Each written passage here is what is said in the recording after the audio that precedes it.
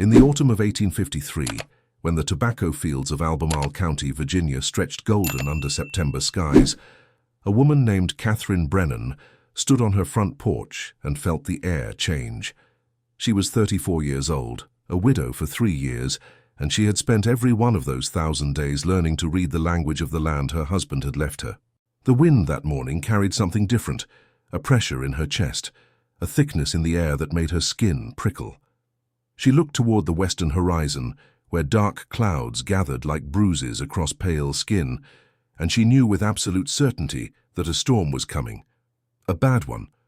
What she could not have known, standing there in her worn calico dress with flour dust still on her hands, was that her certainty would save lives, just not her own home.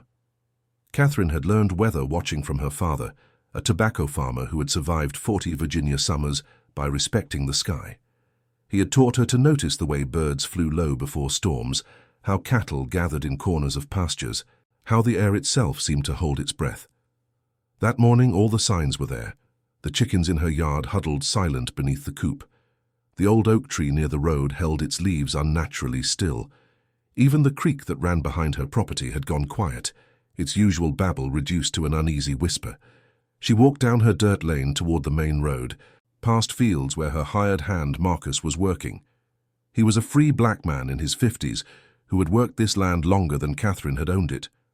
When he saw her approaching, he straightened from the tobacco plants and wiped his brow. "Storm coming," she called out before she reached him. Marcus looked at the sky, then back at her. "Don't look bad yet. It will be. Before nightfall." She pointed west where the clouds were building higher, their edges turning the color of iron. "We need to secure everything. The barn doors, the chicken coop, bring the tools inside, and we need to warn the neighbors." Marcus studied her face for a long moment. He had learned 3 years ago that when Catherine Brennan said something about the weather, it was worth listening to. "I'll get started on the barn," he said. Catherine continued down the road toward the Davies farm, a half-mile walk through air that grew heavier with each step. The Davies family had moved from Pennsylvania 2 years earlier, and Thomas Davies still farmed like he was north of the Mason-Dixon line, planting late, harvesting early, ignoring the particular rhythms of Virginia weather. His wife Eleanor was more practical, but Thomas made the decisions. When Catherine reached their property, she found Eleanor hanging laundry on a line stretched between 2 posts. The sheets snapped and twisted in the rising wind. "Eleanor," Catherine said, slightly breathless from her quick walk, "you need to take that laundry down. There's a storm coming tonight, a serious one." Eleanor turned, a wooden clothespin between her teeth. She removed it and looked at the sky, which showed only a distant darkness. "Thomas says the almanac called for clear weather all week. The almanac doesn't know this land like I do. Please, Eleanor. Secure your animals, bring in anything that can blow away, board your windows if you have time." Eleanor's hands stilled on a damp sheet. "You're certain?" "I've never been more certain of anything." Catherine's voice carried a weight that made Eleanor meet her eyes. "Tell Thomas to trust me on this. By sunset, you'll see I'm right." Catherine spent the next 4 hours walking between farms, warning everyone she could reach. Some listened. The Hendersons immediately began moving their livestock to the sheltered side of their barn. Others dismissed her concerns. Old Mr. Whitmore laughed and said she was being hysterical, that women always expected catastrophe. She left his farm with her jaw clenched, knowing she had done what she could.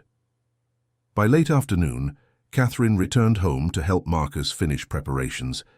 They had moved everything loose into the barn, reinforced the chicken coop with extra boards, and filled every container they owned with water from the well. The sky had turned a sickly yellow-green, and the wind had picked up enough to send dust devils spinning across the empty fields. As the sun began its descent toward the horizon, the storm revealed its true nature. The clouds that had been distant bruises now consumed the entire western sky, rolling forward like an advancing army. Catherine stood in her kitchen, watching through the window as the light changed from afternoon gold to an eerie bronze that made everything look painted and unreal.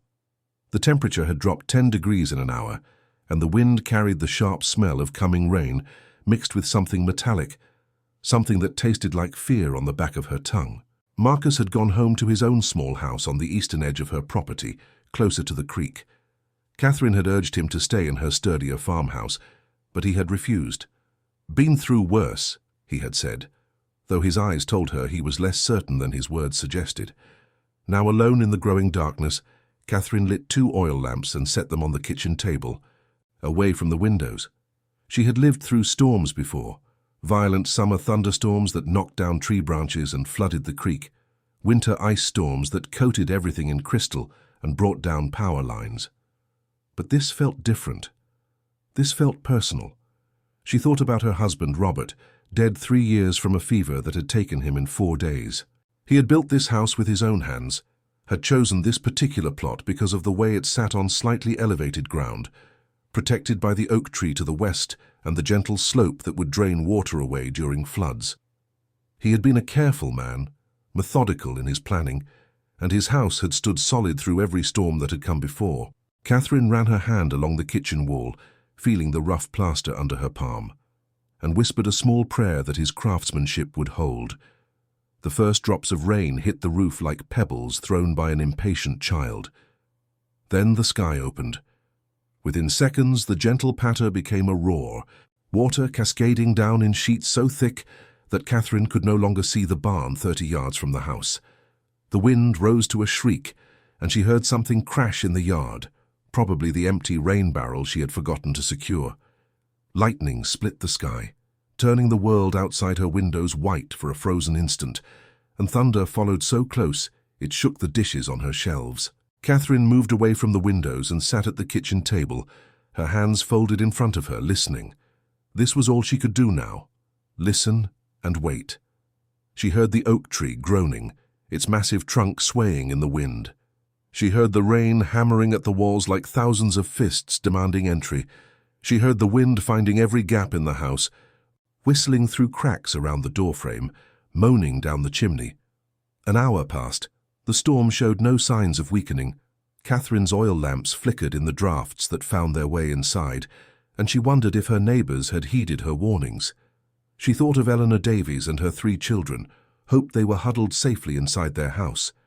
She thought of the Hendersons, who had listened and prepared. She thought of old Mr. Whitmore, who had laughed at her concerns, and wondered if he was laughing now.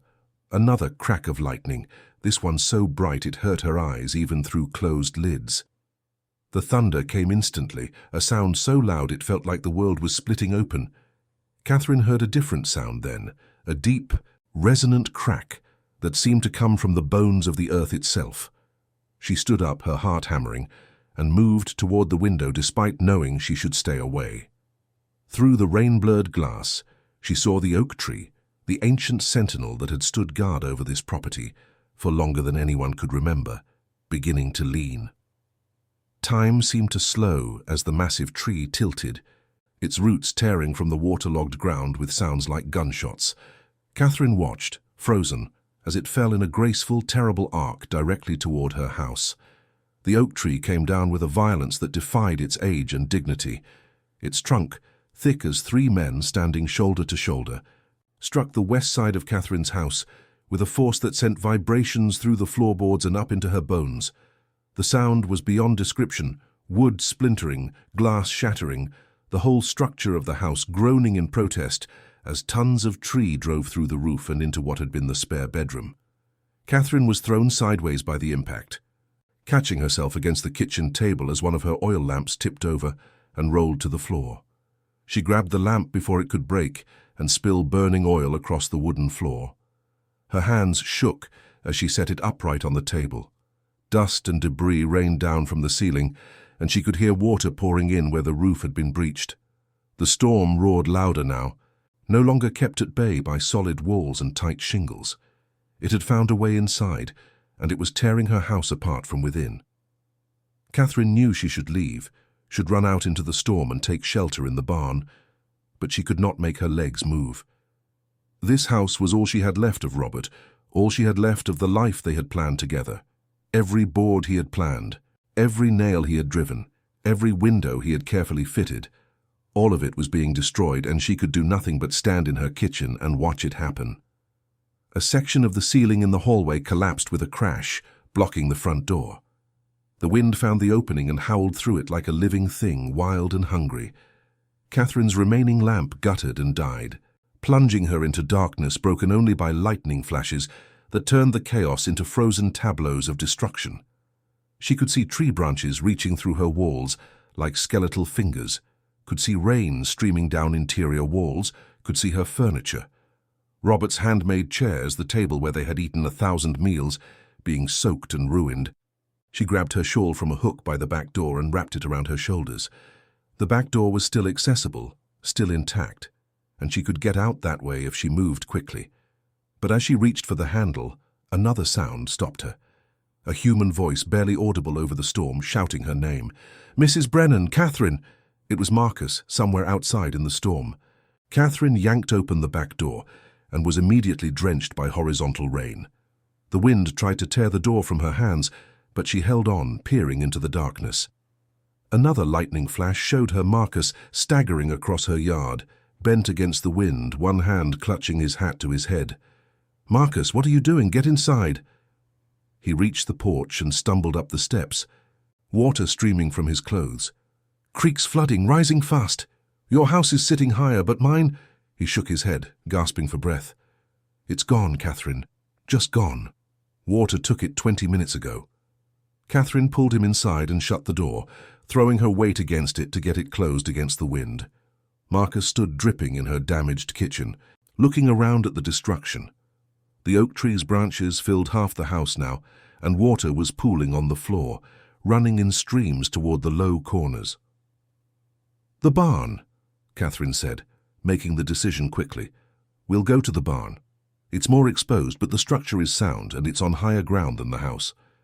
They gathered what they could: a blanket, a knife, matches wrapped in oilcloth, a half loaf of bread from the pantry.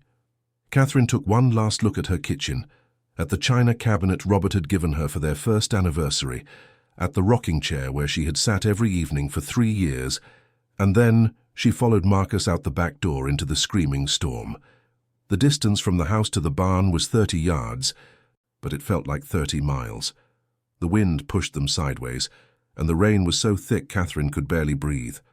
Her feet slipped in mud that had not existed an hour ago, and twice she went down to her knees, only Marcus's hand under her elbow, keeping her from falling completely. Lightning revealed the world in violent flashes, the barn ahead, still standing.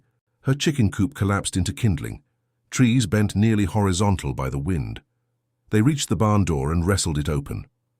Inside the barn, the storm was muffled but not silenced. Rain drummed on the roof with a steady percussion that made Catherine think of soldiers marching, endless and relentless. Water leaked through gaps in the boards, forming small puddles on the dirt floor, but compared to the house, this space felt almost safe. Marcus pulled the door shut and dropped the heavy wooden bar across it, securing them inside. They stood for a moment in the darkness, catching their breath, listening to each other's ragged gasping. Catherine found the lantern they kept hanging near the door and managed to light it with shaking hands. The warm glow pushed back the darkness, revealing the barn's interior. Empty stalls where Robert used to keep horses they could no longer afford, tools hanging on the walls, hay bales stacked against the far wall that Marcus had brought in before the storm hit. Everything looked ordinary, peaceful even, despite the violence raging outside. "Thank you," Marcus said quietly, wringing water from his shirt, "for letting me shelter here." Catherine looked at him, this man who had stayed loyal to her when other workers had left after Robert died, who had worked for reduced wages when money was tight, who had just lost everything he owned. "You don't need to thank me, Marcus. You're the one who came through the storm to check on me." He shrugged, uncomfortable with gratitude. "Saw the tree go down, saw it hit the house. Couldn't just stay in my place and hope you were all right. Your house is really gone. Creek jumped its banks faster than I've ever seen. Water came up through the floorboards, then through the windows. I grabbed what I could carry and got out. By the time I made it up the hill, the whole structure was washing away downstream." He said it matter-of-factly, but Catherine saw the pain in his eyes, the weight of loss he was trying not to feel. They sat on hay bales and shared the bread Catherine had brought, though neither of them had much appetite. The storm continued its assault, hour after hour, showing no mercy and no signs of weakening. Catherine thought about her neighbors, wondered who else was losing homes tonight. Who else was watching their lives wash away in the flood? She thought about her warnings, about the people who had listened and the people who had dismissed her. She hoped Mr. Whitmore's stubbornness had not cost him too dearly. Around midnight, the wind finally began to ease. The rain continued, but the violence went out of it, becoming just rain instead of a weapon. Catherine dozed fitfully against a support beam, jerking awake every time the barn creaked or groaned. Marcus sat across from her, his eyes open, watching the door as if expecting it to burst open at any moment. Dawn came grey and reluctant, filtering through gaps in the barn walls. Catherine stood and stretched her cramped muscles, then went to the door and lifted the bar. She pushed it open slowly, not sure what she would find on the other side. The world had been transformed. Water stood everywhere, in puddles, in streams, in wide pools that reflected the clouded sky. The yard she had walked across yesterday was now a muddy swamp. Trees were down across the road, their roots torn free and exposed. Debris was scattered everywhere, boards, shingles, broken furniture, things she could not identify from this distance, and her house. Catherine stepped out of the barn and walked slowly toward what remained of her home. The oak tree had destroyed the western third of the structure completely. The roof was caved in, walls had collapsed, and through the openings she could see inside to rooms now exposed to the sky. Rain had soaked everything, and she knew without going closer that nothing inside would be salvageable. The furniture, the clothes, Robert's papers, the photographs of his parents that had hung in the hallway, all of it was ruined or destroyed. Marcus came to stand beside her, and together they stared at the wreckage in silence. After a long moment he spoke. "You saved lives yesterday. Warned everyone you could reach. Henderson told me last week he'd have left his livestock in the low pasture if you hadn't told him to move them. The Davies family boarded up their windows because of you." "But I couldn't save my own house," Catherine said, her voice flat and empty. "I knew the storm was coming. I prepared everything I could think of, and it still took everything." The morning after the storm brought neighbors on foot and horseback, picking their way through debris-strewn roads to survey the damage and check on each other. Catherine stood in what had been her front yard, now a trampled mess of mud and broken branches, watching people emerge from their homes like survivors of a battlefield. The Henderson family arrived first, Thomas Henderson leading his horse carefully around fallen trees, his wife Sarah walking beside him with a basket covered in cloth. "Catherine," Sarah called out, quickening her pace when she saw the destroyed house. "Oh, my lord, Catherine, we heard the tree come down. Are you hurt?" "I'm fine. Marcus and I sheltered in the barn." Catherine gestured toward the structure, still standing solid despite the storm's fury. His house by the creek was washed away completely. Thomas tied his horse to a post that had somehow remained upright and approached the ruined house, shaking his head. "That oak must have been 100 years old. Never thought I'd see it come down." He walked closer, examining the damage. "Catherine, you can't stay here. The structure isn't safe. Another wind could bring the rest of it down." "I know." She said it calmly, though inside she felt anything but calm. "I'll need to salvage what I can and find somewhere else to stay until I can rebuild." Eleanor Davies arrived next with her husband Thomas, both of them looking exhausted but unharmed. Eleanor went straight to Catherine and embraced her without a word. When she pulled back, there were tears in her eyes. "You saved us," Eleanor said. "Thomas wanted to ignore your warning, but I insisted we prepare. We boarded the windows, moved everything we could to the second floor, and when that tree came through the Whitmore place, Thomas finally admitted you were right." "The Whitmore place?" Catherine felt her stomach drop. "How bad is it?" Thomas Davies spoke up, his earlier skepticism replaced with grim respect. "Bad. Old Mr. Whitmore refused to prepare, said you were being dramatic. Tree came through his roof, same as yours, but he was still inside. Broke his leg in 2 places when the ceiling collapsed. His son got him out and they're at the doctor's house now. He'll live, but it could have been worse." More neighbors arrived throughout the morning, each with their own stories of survival. The Johnsons had lost their tobacco barn but saved their house. The Clarks had water damage to their ground floor, but nothing structural. The Mitchells had taken Catherine's advice and moved their children to the second floor, which proved wise when their first-floor windows shattered from wind pressure. Everyone brought something: food, blankets, offers of shelter, hands willing to help with the cleanup. Marcus emerged from the barn with tools and began the methodical work of making the house safe enough to enter for salvage. He built temporary supports to hold up sections of roof that were threatening to collapse, cleared pathways through the debris, and tested the stability of the remaining walls. Catherine worked beside him, her hands blistering as she hauled broken boards and soaked furniture out into the yard to assess what could be saved. By midday, they had created a pile of items that might be salvageable, some dishes that had survived in a cabinet on the eastern side of the house, a trunk of Robert's clothes that had stayed relatively dry, a few tools, a small wooden box containing their marriage certificate and other important papers. It was pathetically little compared to what had been lost, but Catherine forced herself to be grateful for it. She had her life. Marcus had his life. That was more than some people could say today. Sarah Henderson had set up a makeshift kitchen in Catherine's yard, using Catherine's salvaged cookware and supplies the neighbors had brought. By afternoon, she was serving hot soup and cornbread to everyone working on the cleanup. The community had transformed Catherine's disaster into a collective effort, with men working on making the property safe, women organizing supplies and food, and children running messages between houses to coordinate help where it was most needed. As the sun began to sink toward the horizon, casting long shadows across the damaged landscape, Catherine stood at the edge of her property and looked back at the ruins of her house. The oak tree that had protected this land for generations had ultimately destroyed it, or at least the home built beneath its branches. There was irony in that, though Catherine was too tired to appreciate it fully. She thought about how she had warned everyone, had seen the storm coming with such certainty, and yet had been powerless to protect her own home from its fury. Knowledge was not the same as control. Prediction was not the same as prevention. She had learned that lesson in the hardest way possible.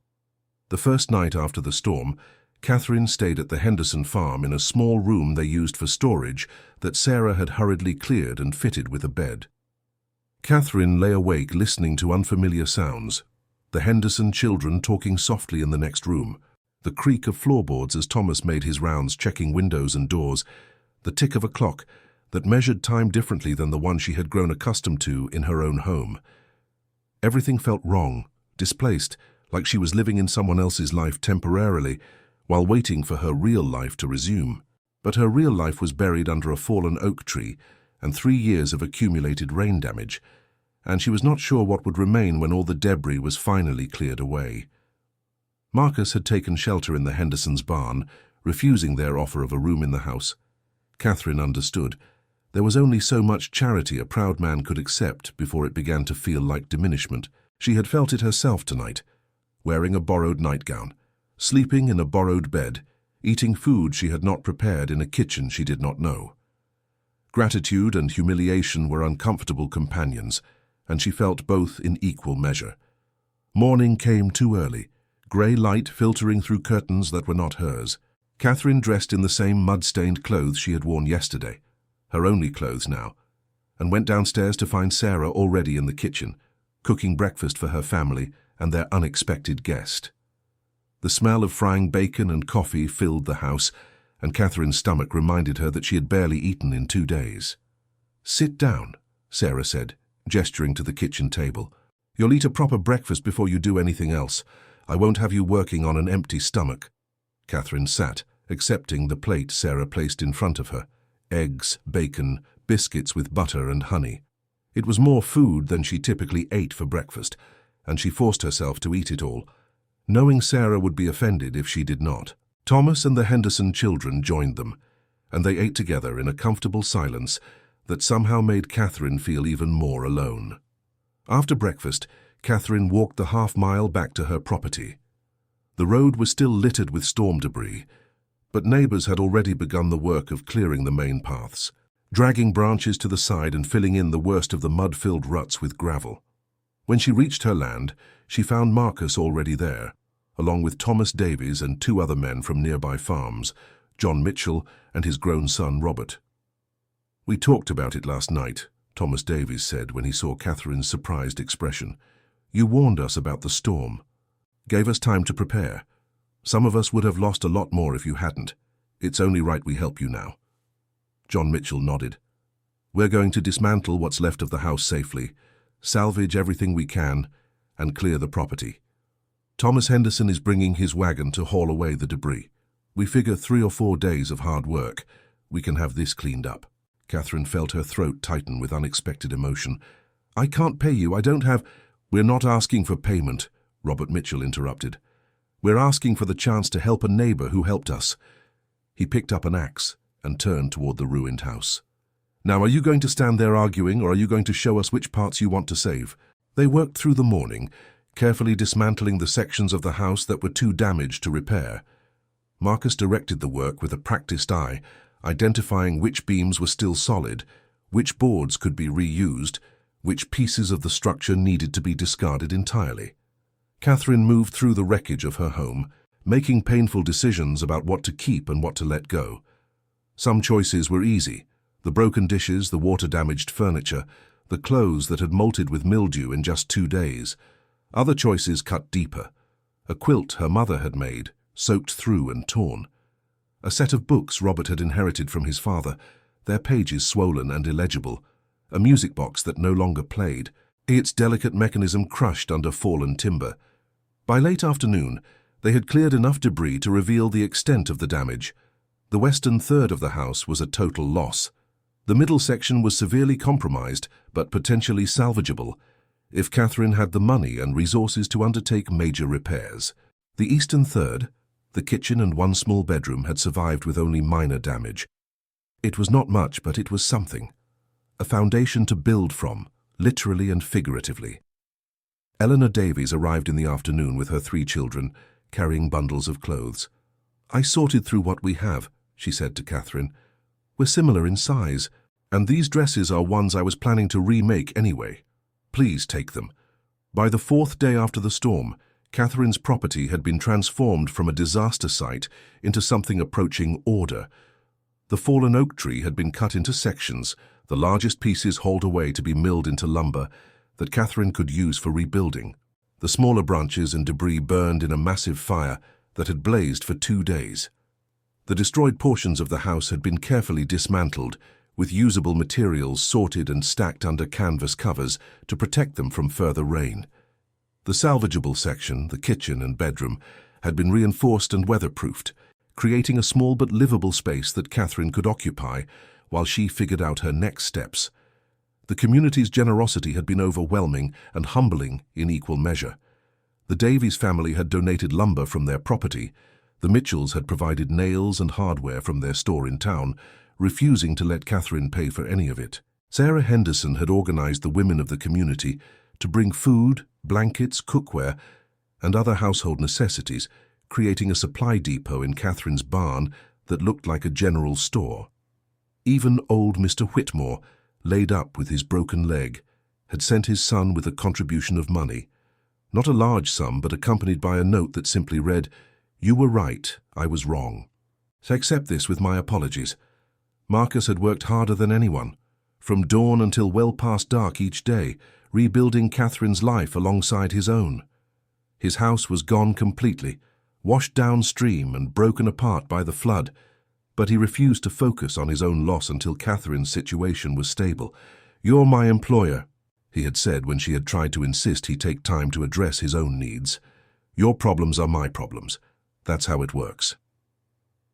On the 5th morning, Catherine stood in what remained of her kitchen and took stock of her situation with clear eyes.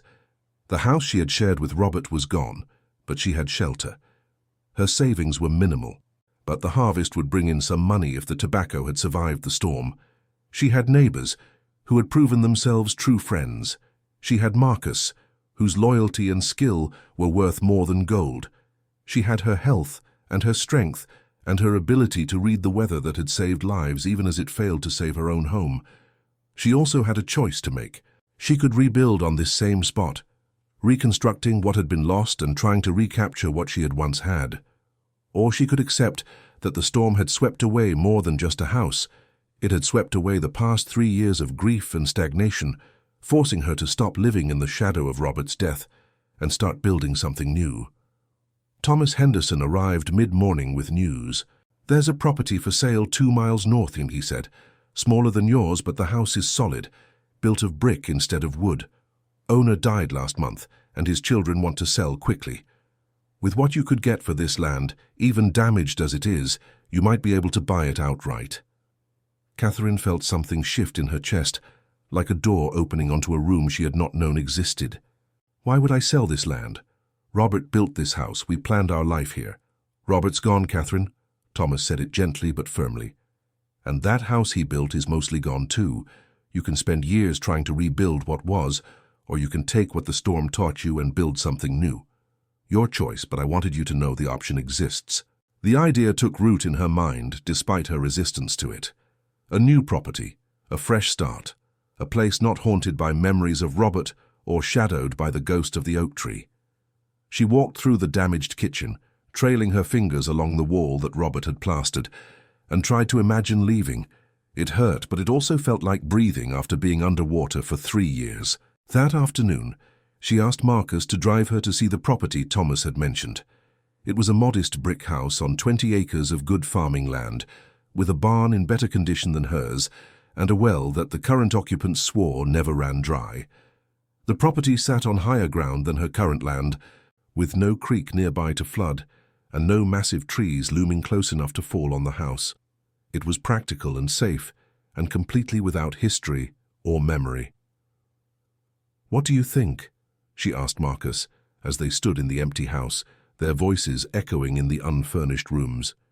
He was quiet for a long moment, looking around with a practiced eye. "I think it's solid. Good bones.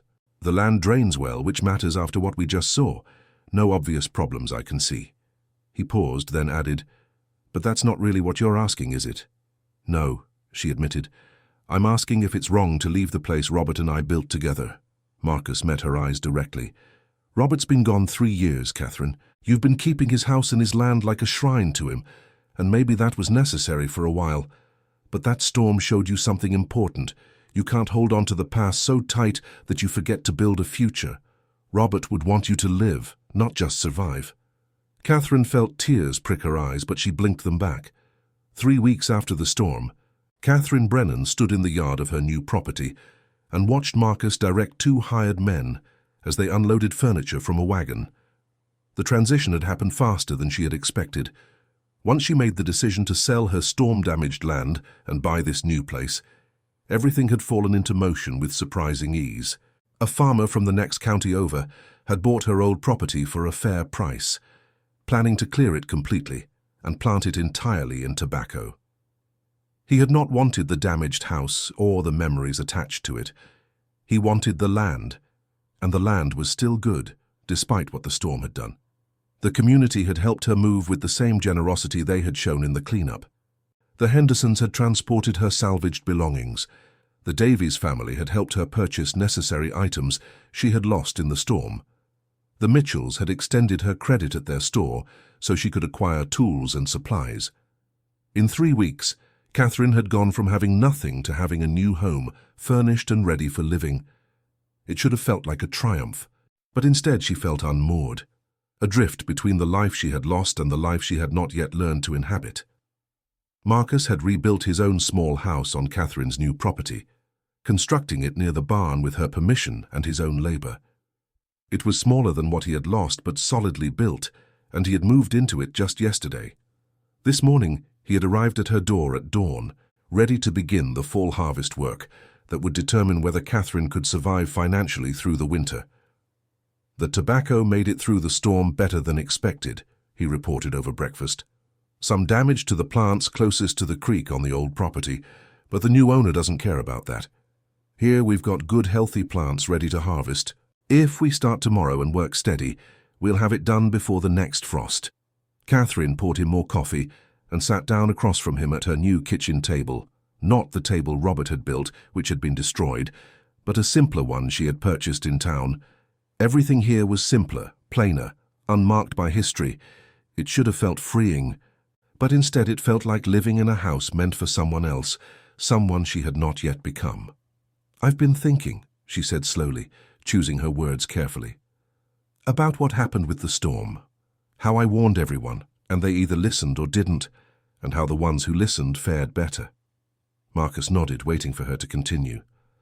I've always been able to read weather, Catherine went on. My father taught me, and I've refined it over the years. I know it's not magic or prophecy. It's observation and pattern recognition and understanding how this land behaves. But it's valuable, Marcus. It saved lives during that storm. Maybe it could save lives again, or at least save crops and property. You thinking of hiring yourself out as a weather predictor? Marcus asked with a slight smile. I'm thinking of offering a service, Catherine said firmly. Farmers pay for all kinds of advice. When to plant, what to plant, how to manage their soil. Why not pay for weather forecasting? I could visit farms, observe conditions, advise them on when to harvest early, or when to secure their property for coming storms. I could save people money and prevent losses. And I could earn enough to make this place truly mine, not just something I'm barely hanging on to. Marcus studied her for a long moment, his expression serious. It's a good idea, practical, but you know some folks won't like it. A woman selling weather advice, they'll call you a witch or a charlatan or both. Let them call me what they want. I was right about the storm and everyone knows it. My predictions saved crops and lives. That's not witchcraft. That's knowledge and skill, same as any other trade. She felt conviction growing as she spoke, felt herself stepping into a future she had not planned, but could now see clearly. Robert left me this land and the skills to work it. But he also left me alone in a world that doesn't make it easy for women to earn a living. I can either apologize for that and struggle, or I can use what I know and build something sustainable. Marcus raised his coffee cup in a small salute. Then I'll help however I can. You predict the weather, I'll help manage the farm work, and between the two of us we'll make this place profitable enough that you never have to depend on anyone's charity again. Over the following months, Catherine built a reputation that spread beyond Albemarle County. She traveled to neighboring farms, observed the sky and wind and animal behavior, and offered advice that proved accurate more often than not. She correctly predicted an early frost that would have destroyed the Hendersons' late squash crop, giving them time to harvest early. She forecasted a dry spell that convinced the Mitchells to delay planting their winter wheat until conditions improved. She identified signs of a coming ice storm that prompted 3 families to bring their livestock to shelter 2 days before the storm hit. Some people did call her names.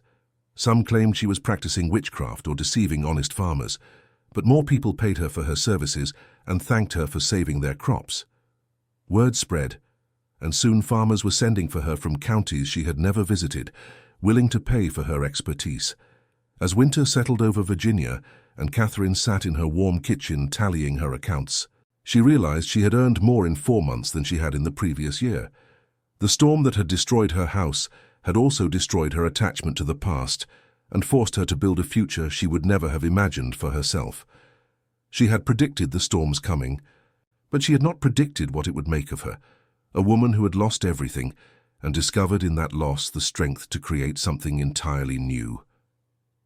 Outside, the first snow of winter began to fall. Every family hides secrets, some so dark they should never see the light of day. Here, we open the doors to those shadowed pasts, uncovering hidden crimes, silent pacts, and stories that echo like ghosts through the halls of memory. If you've made it this far, it means you also carry that forbidden curiosity. So don't hesitate. Subscribe to the channel now, turn on the bell, and follow our next revelations. Because every day, new secrets emerge, and only those who dare to face the truth remain to hear them.